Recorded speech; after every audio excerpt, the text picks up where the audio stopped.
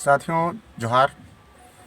जैसे कि आप जानते हैं जेपीएससी का गठन जब से हुआ है विवाद ही हुआ है।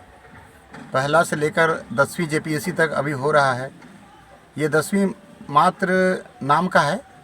ये 7वीं से 10वीं जो जेपीएससी है इसमें शुरुआत से ही विवाद है। जिस तरह से पहली दूसरी जेपीएससी में विवाद हुआ था, भ्रष्टाचार हुआ था, इसी तरह तीसरा चौथा पाँचवा छठा सभी में हुआ है और लंबे समय तक हम लोगों ने लड़ाई लड़ी है इसके खिलाफ़। लेकिन बहुत ज़्यादा हम लोगों को फ़ायदा नहीं हुआ है।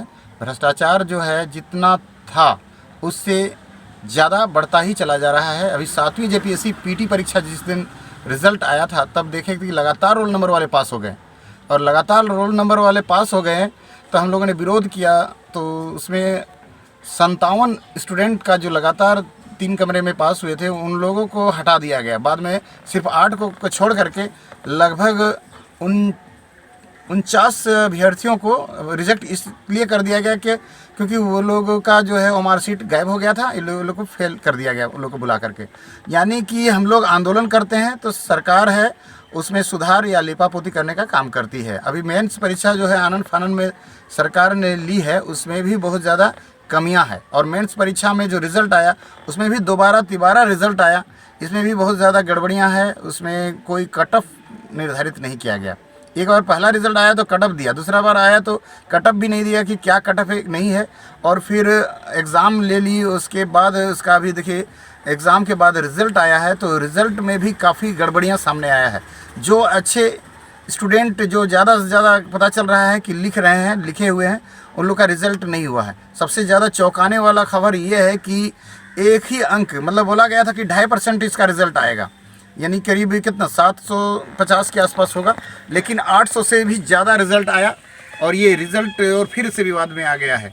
हम सरकार से हम लोग जब पूछते हैं कि इतना रिज़ल्ट कैसे आया, ये 3.5 गुना कैसे हो गया, 2.5 गुना से, यानी अपने ही नियमावली को ये अपने भी विज्ञापन का ये फॉलो नहीं करती है, अपने सिस्टम को ये नियम को लागू नहीं कर पाती है। तो ये बहुत ही दुर्भाग्यपूर्ण स्थिति है।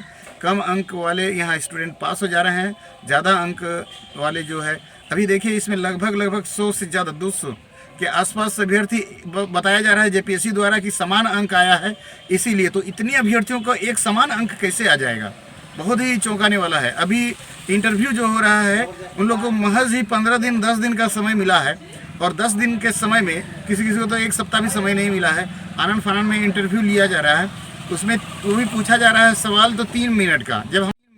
जब हम लोग आवाज़ उठाते हैं कि 3 मिनट में 2.5 मिनट में किसी का, तो अभी सुधार कल से सुधार आया है और 15 मिनट करके वो इंटरव्यू ले रही है। तो मतलब हम लोग हर बात में आवाज़ उठाएंगे तभी जेपीएससी सुधार करेगी। ये जेपीएससी जो है ये बदनाम हो चुकी है पूरी तरह से, इसमें विश्वसनीयता खत्म हो गया है। यहाँ पर भ्रष्टाचार बढ़ते चला जा रहा है। इसका अध्यक्ष से लेकर सदस्य तक सभी राजनीतिक पार्टियों से संबंध रखने वाले हैं। अभी पता चला है कि आलमगीर आलम के बेटा और बेटी दोनों सफल हो गए हैं।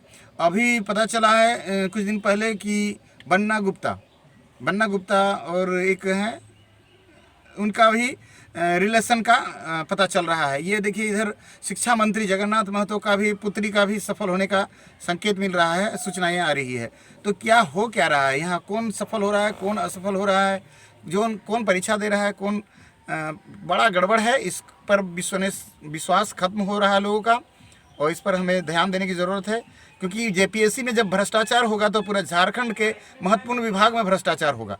क्योंकि जेपीएससी के द्वारा ही एक अधिकारी का चयन होता है और एक अधिकारी जब गलत ढंग से चयनित होकर आएगा तो पूरा झारखंड में भ्रष्टाचार बढ़ाएगा। और भ्रष्टाचार एक ऐसी बीमारी है, ऐसी एक बीमारी का जड़ है जो पूरे सिस्टम को खोखला कर रहा है, पूरा देश को दीमक की तरह चाट के ख़त्म कर रहा है। तो भ्रष्टाचार के खिलाफ जो हमारा आवाज़ है, अभी हम लोग ने 1 दिवसीय जो धरना दिया था मोराबादी के सामने, और हम लोग का मांग था कि ये जो पूजा सिंघल का जो 25 करोड़ लगभग 20 करोड़ के आसपास नगद रकम पाया गया है और 300 करोड़ के आसपास उनका संपत्ति अचल संपत्ति, तो उनको बर्खास्त करने की हम लोग मांग करते हैं।